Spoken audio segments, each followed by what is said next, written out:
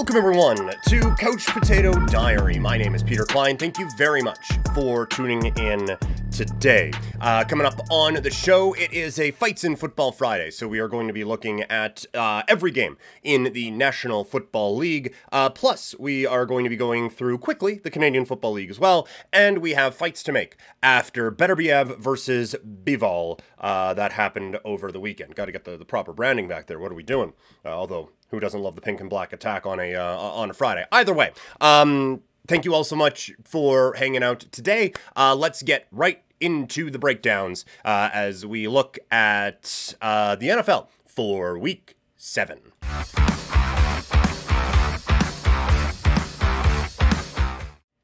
It is NFL Week 7, and it's crazy that we are flying through this season and getting to this point. So, you guys know how we do it around these parts. We go through each game and give at least one pick for it. And then, if I remember, we do some fantasy football stuff in there as well. So that is what is on the docket. Let's start very early in the morning out in England as the Jacksonville Jaguars take on the Patriots of New England. Jags are favored by 6.5 points. Some places you can get that at just 6, with the total around 41.5 and 42. This is about as must-win as it gets for the Jacksonville Jaguars. They are, like, the season has spiraled out of control, and I'm not saying a win here turns the season around, but I think a loss here absolutely leads to the firing of coaches and all of those sorts of things. Like, it has gone so far off the rails out in Jacksonville. They are, holy cow, 4 games out of a first place in their division.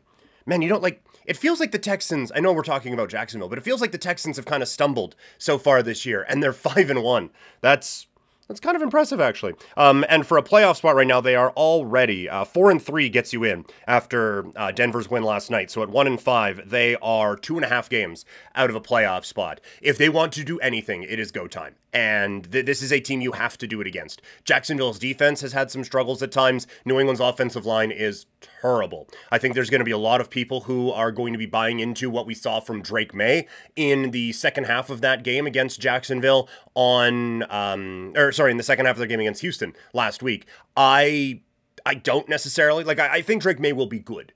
I just think that there are going to be some times where there is going to be maybe a little bit more resistance than that. But I do think that it's spiraled in Jacksonville. It's not happening for them. It's not working. So this will be one of the few times that we will be taking the Patriots this year. We're going to go New England +6 in this spot, but in no way is that one that we are going to be clicking on. Sorry, I thought I had more desk space than I actually do. I'm trying to write these all out as we get going for tracking purposes, obviously. Next, stateside, it is the Tennessee Titans taking on the Buffalo Bills. You have the Bills favored, holy shit, Bills favored by 9.5, with the total fluctuating between 38.5 and 40. A lot of optimism in Buffalo around Amari Cooper. Oh, sorry, I didn't do the fantasy football advice from the New England-Jacksonville game. There isn't a whole lot. Don't start many of them. If you are desperate, Demario Douglas seemed to be the apple of the eye of Drake May. That's not a bad play. Ramondre Stevenson, I think, will probably have a decent day here. Drake May, we're still a little bit away from trusting him as a fantasy quarterback. And for Jacksonville, New England's defense hasn't been as good lately. So it's not the worst matchup for a Trevor Lawrence, but you probably have better options out there. Etienne, I believe, still remains banged up. Bigsby isn't a bad play, I don't think, at all. And Thomas and Kirk, I think, are okay wide receiver options. Now, Tennessee taking on Buffalo. Bills favored by 9.5 points in this game. The total is, again, you can get it at 38.5 or 40.5, depending on where you look. The Bills' optimism, Amari Cooper in the building now, that gives them a real option, and I think we are going to see really what Amari Cooper still has left in the tank after spending some time in purgatory out in Cleveland. For the Titans, I understand the negativity, based on how the quarterback has played and all of those sorts of things. But I still don't think they are that bad. And I think that this is a defense, again, that has a lot of talent on it. I think that offensively, they actually have a few guys who will be able to take advantage of a Buffalo defense that still isn't very good. And this has, I think, it's been a trend that we've kind of picked up on here the last little bit. People are very excited to take Buffalo seriously at a moment's notice. And I still think there are flaws on this team. Now, I think they win this game, but I am, for the second game in a row, we are going with the, we're going to take some points, and we're going to take Tennessee plus 9.5. From a fantasy football perspective, Josh Allen, you're starting. Great advice. At the running back spot, I haven't seen, are we anticipating that James Cook will be available for this particular contest? Let me see here. James Cook, upgraded to full participant. So he will be probably a go then for this one. So any Ray Davis stock or Ty Johnson, you can throw that out the window. That was a devastating one for fantasy owners, although it benefited me in the Vampire League. But that's been a devastating one for him to kind of, or for owners there. But I think James Cook probably has a decent game here against the Tennessee Titans run defense. For pass catchers, Amari Cooper, I'm assuming Amari Cooper is going to play in this game. If you've already been starting Amari Cooper and you're worried about, oh, well, who can, like, he's not going to know the offense, so it's going to hold him back. It's like, oh, yeah, no, you'd hate to not have those big plays that he was getting out in Cleveland. Like, I do think that he is going to have, I think that he's going to have an impact in this one. I think that, as far as the other ones go, we kind of talked about this a little bit. I don't view this as a bad thing for the other pass catching options on this team. I think Khalil Shakir now gets a little bit less attention from defenses, and so I think he can actually still have some value. I don't know if the volume is going to be there anymore for a Keelan Coleman to have a ton of value, but I would hope that Kincaid still has a little bit for you as well. On the Tennessee side, Pollard is really pulling ahead as the number one running back in that situation. Will Levis is a never start, and Calvin Ridley at least is getting targets, so hopefully that gets a little bit better here against Buffalo. It's just tough to trust any of the pass catching options right now out in Tennessee. Miami taking on the Indianapolis Colts. The Colts are favored by 3 in this game, with the total between 43 and 45.5. We had Miami as one of the bottom 5 teams in the NFL right now, just based on the quarterback play. Indianapolis isn't getting a ton better, and their defense can be a little bit predictable, but it is just so stuck in the mud, everything out in Miami right now. And so I think this one will be, as Jim Ross would call it, bowling shoe ugly. I think this game is going to be gross, and I think that we are going to see, I don't think we're going to see this one much on Red Zone, is what I'm getting at. And so I am going to go under 45.5 on this one. From a fantasy football standpoint, I don't know how you're trusting many in this game. Mostert, probably not. Like any running back option out in Miami right now is a if you have to, I guess. But I think defenses kind of know now that they can stock or just pile up the box with like 10 and not really have to worry about it. You're probably in a spot where you have to trust Tyreek Hill. Even Waddle is a little bit iffy right now. On the Indy side, I need to see a couple big games from Anthony Richardson before I am buying it. I don't think Jonathan Taylor is back yet, so we will just do a quick one on that, and we will see. Jonathan Taylor still not practicing, so that's probably a no-go. Sermon, I think, is an okay play this week. I think Michael Pittman and Josh Downs continue to be all right one, like wide receiver 2, wide receiver 3 type of category. This one could be the game of the week. It is the Detroit Lions taking on the Minnesota Vikings. The Vikings at home, favored by 1.5 in this game, with the total between 50.5 and 51.5. So flirting with that key number of 51 right now. This is going to tell us a lot about both of these teams. Minnesota, it does kind of feel like while things have been going well and they are still undefeated, the arrow is still just a touch in the down spot right now, right? Like it is just, it is not the dominant thing that we have been seeing for the first couple of weeks. there are some holes that are starting to appear in this. And for this Minnesota team, no Aaron Jones hurts. They go out and acquire Cam Akers. The offense getting Addison back has really, really helped. And I am so interested to see this one because I am still a little hesitant to take Minnesota fully seriously. The one thing I do like about this team is this defense is legit. And so I think that does help them. And now for Detroit, they were doing so much based off of how well that front four was playing. Obviously, Aiden Hutchinson isn't there anymore. And so I think that does have a significant impact on the pass rush now. I also think that it has an impact on how they are able to play the run. And it has all of these all these impacts as it goes on. Offensively, this team's figured it out. They're putting up some major points, but it'll be a great test here against Brian Flores. I'm fascinated by this game. I don't know if I can fully commit to a side. Right now, I do. It's going to be kind of a lame play. I'm going under 51.5 for this game. I think that the Minnesota defense is going to be good enough that it's going to kind of put a cap on what Detroit does. And I think offensively, they're going to be able to control the football enough that I think it's still going to be an exciting game. I just don't know if it's going to be that high-scoring type of a game. Out in Cleveland, it is the Bengals taking on the Browns. Cincinnati favored by 5.5 points with a total at 41.5. This one, I think, is quite simple. I think that Cincinnati is just a better football team right now. I think that the wheels have completely fallen off out in Cleveland, and I get Nick Chubb comes back, so maybe that provides a bit of a dynamic element to this offense. But if you guys have watched this for a bit, you know I actually think Jerome Ford is a pretty good running back.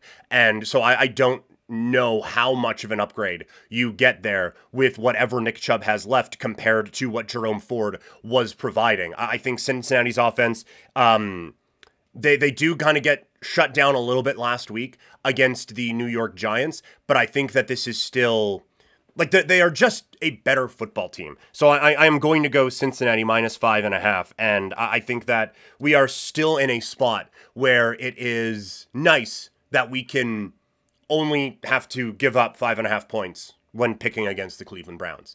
Another excellent game here out in Green Bay. It is the Packers taking on the Houston Texans. Green Bay favored by 2.5 points, with the total fluctuating between 47.5 and 48. You have a Packers club that, again, feels like maybe they figured something out last week as they dummied Arizona. While the Texans, it's still not looking all the way like you would want it to. 41 points against New England last week is great. And I guess I shouldn't be just poo-pooing that after what Green Bay did a week ago against Arizona. Because I don't know if one is significantly more legitimate than the other, especially on the defensive side of things. But it's still not perfect with no Nico Collins there at wide receiver for Houston. And for Green Bay, I think that defensively, it maybe hasn't improved as much as I would have liked. But offensively, Jordan Love looks like he is back. And that was the biggest part of the game against Arizona, is that it feels a little bit more comfortable right now. And so for those reasons, I am going to go Green Bay minus 2.5. There aren't a whole lot of plays this week that I'm super confident in, though. Like, that there isn't that, okay, this is the one we got to go with. This is the locked in, we are absolutely going to be doing this one here. Honestly, right now, the first one to click on would be that Indy and Miami one at under the 45.5. Oh, that has shifted even since oh no, there we go. Got it. Yeah, this Twitch stream is moving lines. That's clearly how it's going. I don't think we did the fantasy breakdown, sorry, of the last one. Detroit against Minnesota. For the Vikings, Sam Darnold I don't think is a start this week. Although, you can pass on Detroit a little bit, right?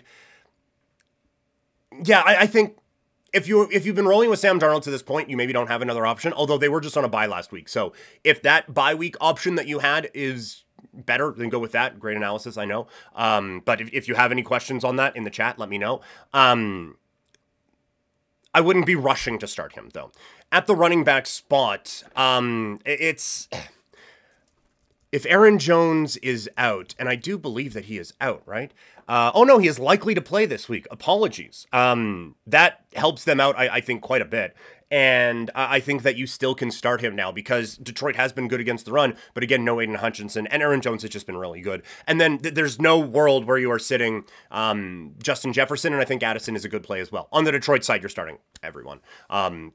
Goff, maybe you have better options than Jared Goff, so you can sit that, but like Gibbs, Montgomery, Amon-Ra St. Brown, Williams, all those guys, you're playing them. On a fantasy perspective, Cincinnati against Cleveland, I mean, if you've been sitting on Chubb for this long, you kind of got to play him, right? Like there's no way, but there's no one else on Cleveland. I'm rushing out to play. Jerry Jeudy maybe has a bit of value this week. For Cincinnati, Burrow, you probably have to. At running back, it's a bit of a mess right now with Moss and Brown. Those are kind of deeper league plays only, I would think. And then, like, Chase, Higgins, you're starting both of those guys. And in the Green Bay-Houston game that we were just talking about, I think this is a smoke them if you got him game. You're starting Stroud, you're starting Love. At running back, you're starting Mixon, you're starting Josh Jacobs. Wide receivers, you're starting Dell, you're starting Diggs. For Green Bay, you're starting Reed. Watson is healthy and playing. I think you're starting him as well.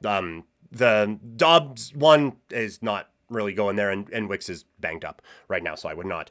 Seattle taking on the Atlanta Falcons. You have a Falcons team favored by 2.5 points, with the total hovering around 50.5 and 51.5. So again, looking at those key numbers. It seems like we're really taking Atlanta seriously now, and I do think that the Thursday nighter, we've had a couple of spotlight games in a row now where Seattle has put up some really big points late to try to get back into these games, but they really have gotten off to some pretty slow starts. And I think that has really come back to bite them. And so I think we're going to get a little bit more creative on the play for this game. We're going to go Atlanta first half minus 1.5 over Seattle. This is just a team that has the last few weeks really relied on some scramble plays to try to go out and get the job done late in these contests. And so we are going to go with Atlanta there, minus 1.5 in the first half. Philadelphia taking on the Giants in the last game of the 11 o'clock window. You have the Eagles favored by 3 to 3.5, depending on where you look, with the total fluctuating between 40 and 42.5. This one, this is, talk about must-wins. I think if the Eagles lose this, I think Sirianni is cooked. I think he's gone. I think he's fired. Even though this team came off of a win, that was about as unimpressive of a win this year as any team is going to have. And there is a lot of frustration among a fan base out in Philadelphia. The offense just isn't working. Defensively, it's been better, but still not to where it was when they made the run to the Super Bowl. And now you have significant competition in this division in the Washington Commanders. On the Giants side, it sounds like Malik Neighbors could be coming back.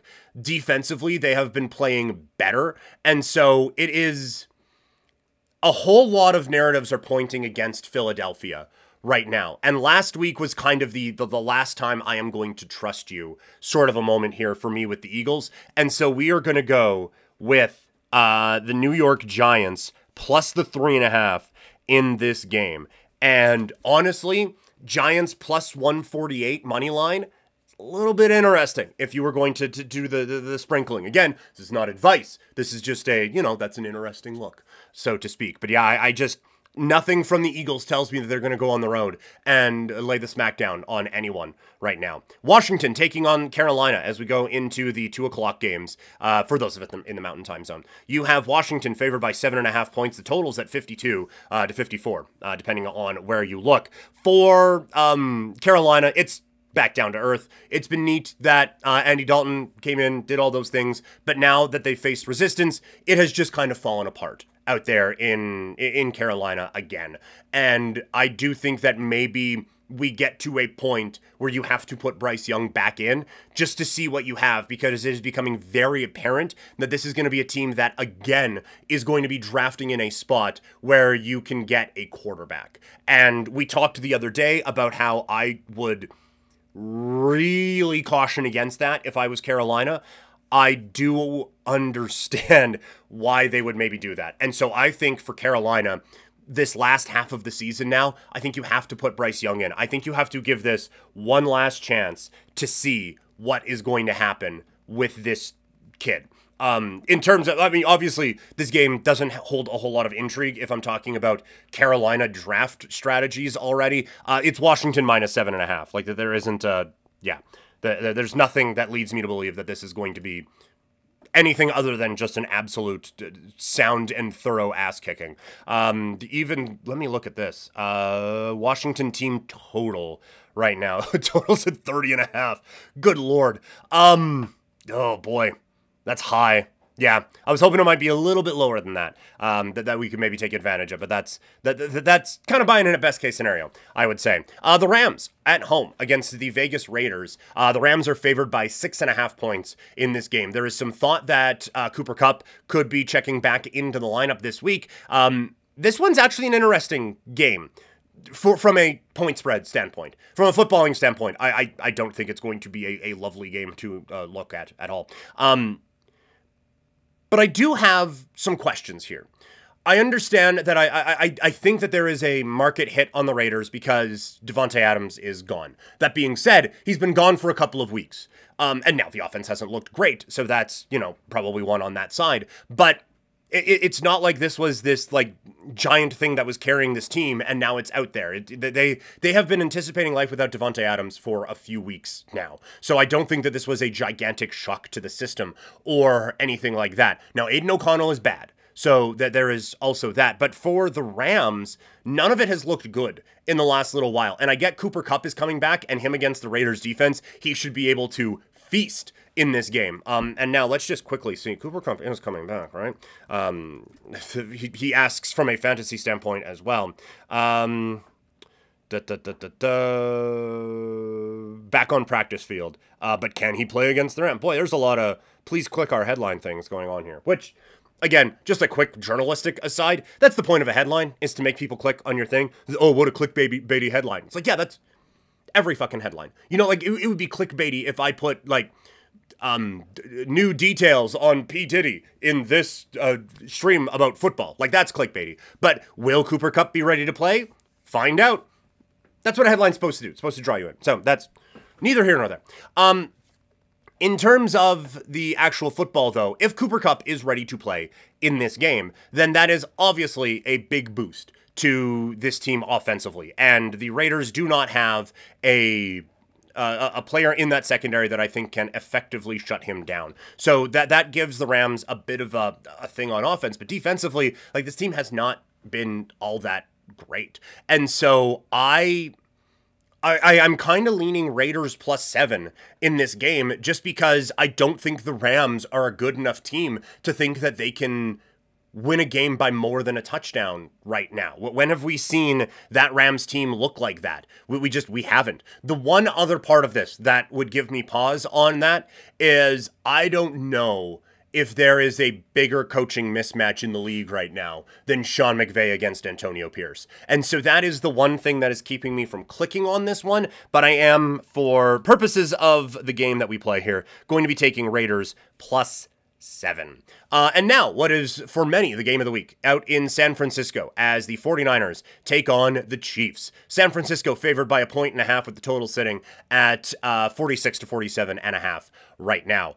This one is so intriguing. You have Kansas City, who have just been scraping by every week and just finding ways to win every single week with minimal help from talented players, and the talent they do have continues to get injured, and they have setback after setback, going up against a San Francisco 49ers team that started off the year with injury problems and is now getting healthy and could have momentum off of a Thursday night win over Seattle. Extra time to prepare for their hated rival in the Kansas City Chiefs, who are coming off of a bye, so they have extra time to prepare for the San Francisco 49ers.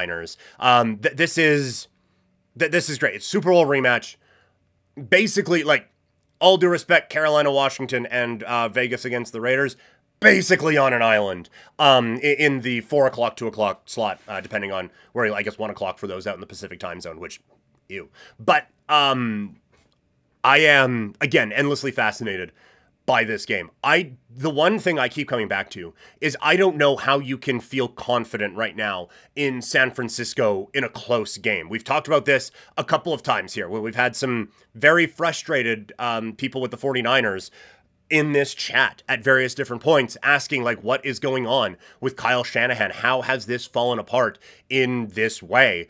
Because the late game stuff just has not been there for them, that they have really done a bad job of closing these games out. And so against Andy Reid and against this Kansas City Chiefs defense more specifically, I don't know how I can trust that. And so my lean right now is Kansas City. I get, like, it hasn't looked overly impressive at any point this year, but what it has done is win.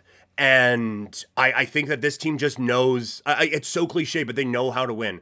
And for San Francisco, well, they've done a lot of winning. When it gets down to those close games, I don't know if they know how to do that. Also, they have injuries galore at the running back spot. I don't think they're going to be able to run the ball at all. And so again, when you're trying to seal this game away, if they are, I don't think that they will be able to do that against this Kansas City defense. I think Kansas City makes a statement that, yeah, look, we're not blowing everyone out by 20 points the way you would want us to. And this isn't the high-powered offense of a few years ago and all of those things. But this is still a damn good football team. And I think Kansas City reminds us of that here this week with a victory. So I am going, you know what? I'm not even going to take you're trying to give me 2 points? Not even going to take them. I'm just going to go Kansas City straight up to win this game on the money line. And then waiting all day for Sunday night.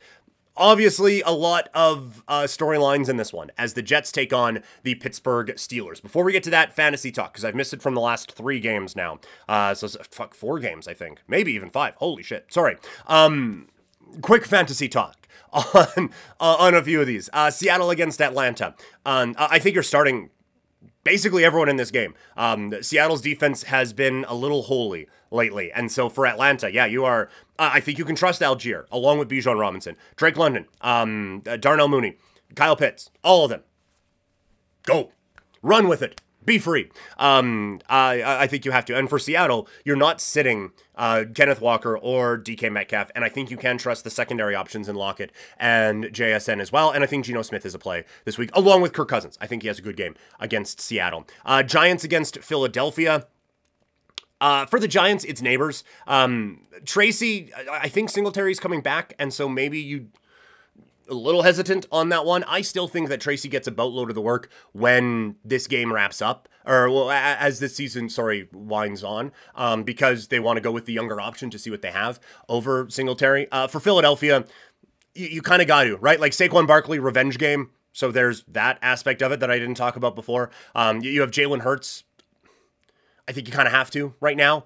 And A.J. Brown, Devonta Smith, I think you can roll with those guys as well. Carolina against Washington. Carolina, it's Hubbard, you trust, and it's Deontay Johnson. Yes. After that, maybe not. I mean, because we're anticipating maybe a bit of a higher scoring game, I think Xavier Legette can have a bit of fantasy value for the 14 and 16 teamers out there. And for Washington, you're starting your commanders. Jaden Daniels is a must start every week. It sounds like Robinson's a little bit banged up, so keep an eye on that situation, but I think Austin Eckler and even McNichols have some value at the running back spot, and a wide receiver, it's them, right? It's Terry McLaurin that you are rocking with. And even at tight end, we don't give out tight end advice a whole lot here, but I think Zach Ertz has a good week this week as well. Rams against the Raiders.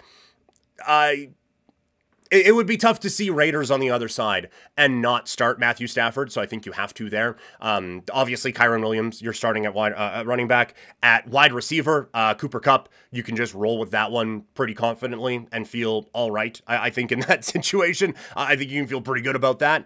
And that's kind of it. On the Raiders side, Jacoby Myers has been questionable all week. If he goes, you go with him. Bowers, you kind of have to. And after that, we have seen that the secondary options in Vegas, I think, have a little bit of talent, but the usage has been a little bit all over the place, so I don't know how much we trust there. And now, Kansas City against San Francisco. Honestly, there's probably better options than Mahomes this week. There just are. And I would probably say ditto for Brock Purdy. At running back, it is a bit of a jumbled mess in San Francisco, and even if it wasn't, I don't know if you've been starting Mason this whole time and he is active, it's going to be tough to not play him because of the lack of depth at this position. But I just think Kansas City swallows him up in this game. For the Chiefs, again, Kareem Hunt, if you own him, you are playing him. I don't know if this is the week that P. Ryan gets a whole lot of value. And pass catcher-wise, out in San Fran, oh boy. Kansas City has done such a good job of shutting down the number one option on teams. And so it'll be interesting to see who they view as that number one option. And so because of that, like number twos have actually done really well against the Chiefs so far this year. Now, no team has a number two the way San Francisco does, whether it is Ayuk or Samuel, depending on which one you want to go with. But I do think one of them has a big game. It is just a matter of who. And I think Kittle, like Kansas City has had a bit of trouble against the tight end. So I think you can go with Kittle there as well. I mean, obviously, we're feeling confident in Kittle. That goes without saying, sorry. Pittsburgh against the Jets now. On Sunday night, Jets favored by 1.5. The total, holy hell, the total is between 38.5 and 40.5. Oh boy, get ready for it. Tirico and Collinsworth on Sunday night. Should be a fun game, an interesting game, a lot of storylines. Russell Wilson might be starting for Pittsburgh. Devontae Adams is now back with the New York Jets. I would imagine that Aaron Rodgers kind of spam feeds him the rock early here to get him going and get him kind of implemented in this offense and to kind of show like, hey, I made you guys go with my guy, so we're going to go with my guy. And Garrett Wilson, I think you kind of just have to roll with him anyway, depending on the league, of course. But Pittsburgh's defense is just so good, and this pass rush is just so good that I think it is going to give Aaron Rodgers and this team a few problems. And the Jets' offensive line have had some issues, obviously. So I think Pittsburgh here is probably the play. And this is another one where we're going to take a little home underdog money line. We're just going to go Pittsburgh straight up as the underdog. Again, you're trying to give me 2.5 points. I'm not going to take them. If that number gets to 3, then maybe you know? But right now, Pittsburgh plus the 2.5, whatever. We'll just take them to win. Just win, baby. That's where I'm at on that one. I just think Pittsburgh's defense is going to be the difference in this game in limiting what Aaron Rodgers can do and kind of making this team one-dimensional with what they can do in stopping the run as well. From a fantasy standpoint, there's not a whole lot. Like, you've been waiting to start Devontae Adams for weeks. There's no way you're not going to when he's active. Garrett Wilson has been strong for the last couple of weeks. Now maybe he doesn't get as much double coverage and all of that, so it would be tough to ignore that. Breece Hall, you kind of have to, but any secondary, tertiary, like Alan Lazard can just waiver wire. Same with Mike Williams. On the Pittsburgh side, Russell Wilson, there is no world where I am starting him. Najee Harris continues to really shine. Jalen Warren should be back, but I don't know how involved in the offense he is going to be, so there aren't a whole lot of options from a fantasy standpoint to take from this game. Doubleheader on Monday Night Football for no good goddamn reason. It is Baltimore favored by 3.5 points over the Tampa Bay Buccaneers with the total sitting right around 49.5 right now. This is one where I get Tampa Bay is at home.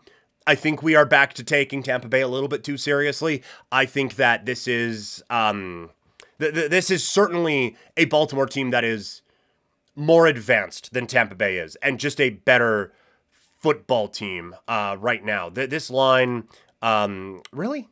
No. The place that I go to generally has some line movement stuff, and there's not enough data. It's like, I don't know, man, it's fucking Friday. But anyway, I get it's just through that key number right now with Baltimore minus 3.5, but I don't see how Tampa Bay's defense slows down Baltimore in this game. I think that the Ravens defense has some holes, for sure. But I just think that this offense is really putting things together. And I heard a podcast, and I couldn't agree more. Their game against Buffalo, no team has looked that good this year. And so when Baltimore can put it all together, they can be the best team in the league. And so that world does not exist for the Tampa Bay Buccaneers. So we are going to go Baltimore minus 3.5. And we are gonna we're gonna hit over on that one as well at the 49. I feel pretty good about actually both of those right now. And then the last game, it is the Chargers taking on the Arizona Cardinals. One team. Before we get into that, fantasy. we will get this lined up one week, I promise. I'm just really looking at, honestly, I am just looking at, you can probably tell, I'm just looking at an odds board. And so it's just easy for me to go, okay, betting, on to the next thing. But no, fantasy has to be involved in this as well. You're starting your Ravens. There's no secret here. This is probably not a Justice Hill week because, as I said, I don't think Tampa Bay will be able to keep up with Baltimore in this game. So I think that the Ravens will probably put on a pretty good show here and not need to be passing the ball late to try to get any kind of comebacks or anything like that. Derrick Henry, let's see, do we have a... rush plus reception. What do we have here? 91.5. Holy crap. That's a little high for me to put any money on. Like, you could definitely do it, but that's a little high for me to make a pick on. But then, yeah, Flowers, you're rolling with. I think you can feel confident with that.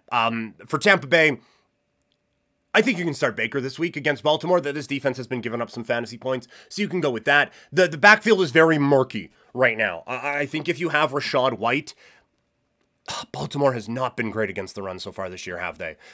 So I think you kind of have to start it. But the Bucky Irvin and the Sean Tucker ones, I don't think you roll with that. And then, the pass catchers. Godwin, Evans, you have to.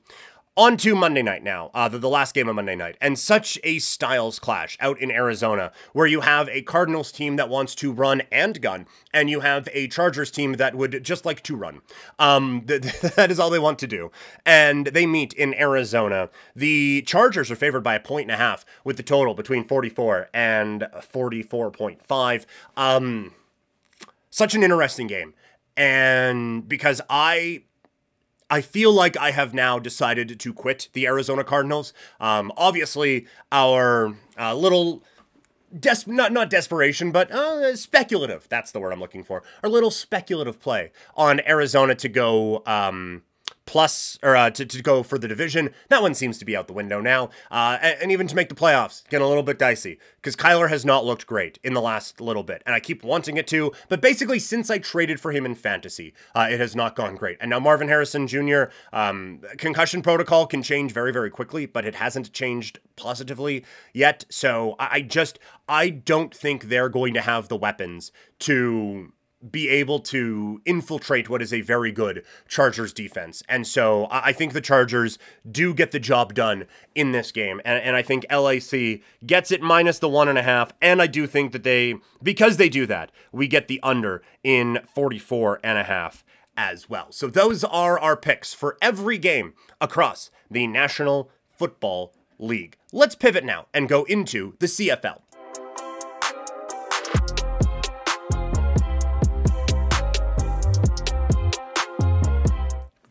All right, you know the drill for this one. No point spread picks for it because those are going to be available hopefully soon over at 3 Down Nation. Story's not up yet, but it will be soon, I would imagine. So there is that. It is week 20 in the CFL. Only 3 games this week. Hamilton against Calgary. There isn't a whole lot to play for in this game. But Calgary... Motivation hasn't been the only thing holding Calgary back all season long. They have just been getting dummied. Specifically on the road, it has been a disaster for this team this year. They are 0-7. Their defense has given up 30 points in basically every game. For Hamilton, yes, it was humbling last week against Winnipeg, who just completely took their lunch money in that game. But before that, Hamilton was playing some really, really good football. And I just don't think you've been able to say that about Calgary all season long. So I think that this one pretty easily goes to the Tiger Cats. Then, really big game on Saturday afternoon. It is the Toronto Argonauts hosting the Ottawa Red Blacks. If they want to do that in a couple of weeks in the East semifinal, they have to win this game. These two teams are separated by 1 point in the standings right now. Shout out ties. And that is so interesting with how this whole season has gone. But one of the things we talked about here and on my 3 down pieces, Ottawa was a bit of a house of cards this year. They had a great start to the season, but they didn't play anybody. They got 3 wins against the playoff teams of the CFL this season.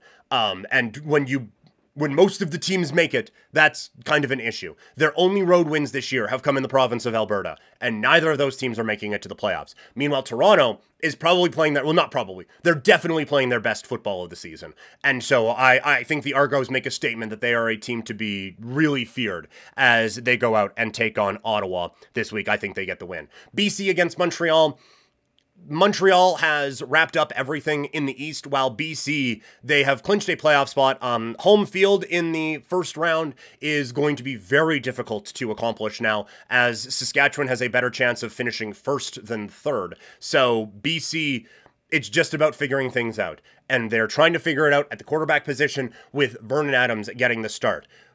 It is easy to forget how dominant Vernon Adams was at the start of this season. He was the lock to win MOP. He is still 8th in the league in passing coming into this game, and with a gigantic game could actually move up toward the top 5. It is absurd how good he was this season, and now he gets his starting job back. This is an audition not only for him to take this team throughout the playoffs, but it is also a look at, okay, who wants me next year? Because one of us ain't hanging around here in BC, either Rorik or Vernon Adams. And so I think it'll be Vernon Adams' day in a big time way. And so I think BC gets the job done in that spot. But again, check out, keep it locked on 3 Down Nation and on my social medias. Twitter, Instagram, and TikTok. I am at Primetime Klein. Okay, let's close the show as we get into the Fightin' Friday portion. It's time for some boxing talk.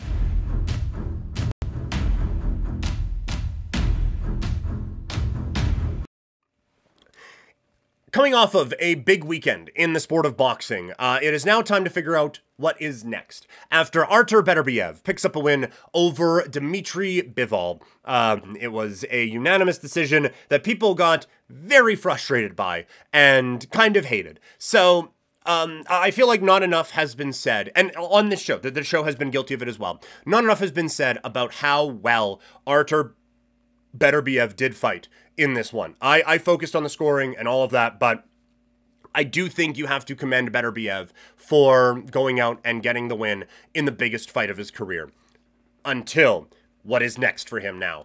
I am now contradicting what Fights to Make one that we did last month, because I have just accepted that Canelo against David Benavidez probably isn't going to happen, and at least it's not going to happen in May. So that leaves both of them open, in my opinion, and thusly, I think the next fight for Artur Beterbiev, the now undisputed light heavyweight champion of the world, is against Canelo Saul Alvarez. Canelo wants that move up at light heavyweight. That is the one thing that he has kind of failed at in the last little while. The other one was fighting Floyd Mayweather. I don't think you're getting that one back at this point. So this is the one that he can kind of this is the one that he can kind of get on track. This is the one that he can get back. It's not against Bivol, and maybe Bivol is just that's the one stuck in his mind, and so that's the only thing he wants to fight. It's not necessarily kind of accomplishing this feat up at 174 pounds. It is Bivol specifically. That is the one. But I think still, for me, the next fight for Beterbiev is Canelo. I don't know if there's anyone at light heavyweight. Like, I don't know. When you're the undisputed champ, obviously there's no upward mobility there as someone in this weight class. So if you wanted to move up to cruiserweight, like maybe you could do something there. And honestly, that wasn't something I looked into, but that would be interesting, I think, maybe. But I do think that it'll be Canelo next. Hopefully not for the undisputed championship, with Canelo coming off of a loss in this division. And so if you wanted to be a boxing purist and kind of switch it, I would not have any issue for you. But I think that while I would love for the championships to be the things that mean the most here, and worthiness of championship opponent and that sort of a thing, I think we can all agree that's not it. And so this is the biggest fight that Beterbiev can have when you are coming off of that win. I think that that is the one that you can kind of like know that this is the biggest fight for me money-wise. Does he deserve it? In this division, probably not. But I have just unified all these belts. So give me a shot at it. Let's get it done. That would be that would be, I think, the thing that you really want to kind of go with. And so that leaves Bivol without a dance partner. It also leaves Benavidez without a dance partner. Kind of. Benavidez does have a fight coming up against David Morrell. That was announced about 10 days ago. So that one, take care of business there. And so maybe Bivol gets the winner of that fight. But I just think now in terms of what's next for Bivol, I think it's a David Benavidez bout. You guys know how I like to kind of set up those kind of tournament things, right? I think you kind of do this, where Beterbiev faces Canelo. Winner faces the winner of Bivol against David Benavidez. Fuck it, load one up and do a gigantic Saudi show off somewhere and have like the biggest main and co-main you can possibly do. And then winner faces winner, not in the same night. Although, no, winner faces winner, loser faces loser, and we go about it that way. I think Benavidez, it is just time for him to get a big opponent, and Bivol has shown that he does not mind being the big opponent for people, and I think that would be a very intriguing fight. And so, in the act of fairness, does any of that make sense? No. If we were being fair and quite frankly, treating undisputed, unified heavyweight, light heavyweight, whatever, championships the way that they are kind of supposed to be, then this would be Beterbiev against the winner of Morrell against Benavidez, and you'd go Canelo against Bivol rematch. And you know what? Not a bad plan B. But I just think that Beterbiev, coming off of the biggest win of his career, biggest payday of his career, would like another big one, and there is no bigger fight in the sport for him right now, or for almost anyone, than a fight against Canelo Alvarez. That is going to do it for the week here on Couch Potato Diary. Thank you all so much for hanging out with me this week. We are back to regularly scheduled programming next week.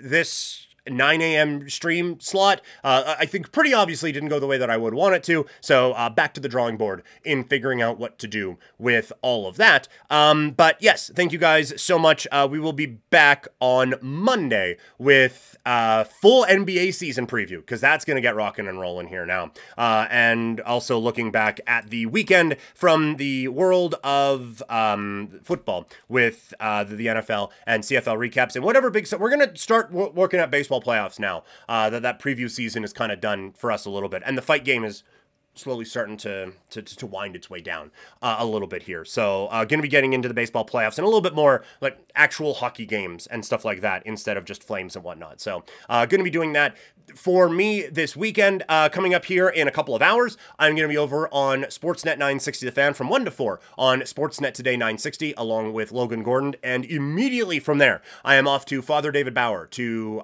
call some Canada West women's hockey as the Calgary Dinos face the Mount Royal Cougars. So that is what is up for me. And then Saturday, it is going to be Game Over Calgary, myself and Conrad Krausert breaking down everything from the Flames and the Seattle Kraken on Saturday night. So keep it locked on my social medias. I am at Primetime Klein, Twitter, Instagram, and TikTok. You've been watching on twitch.tv/primetimepk. Have an excellent weekend, everybody. Talk to you later.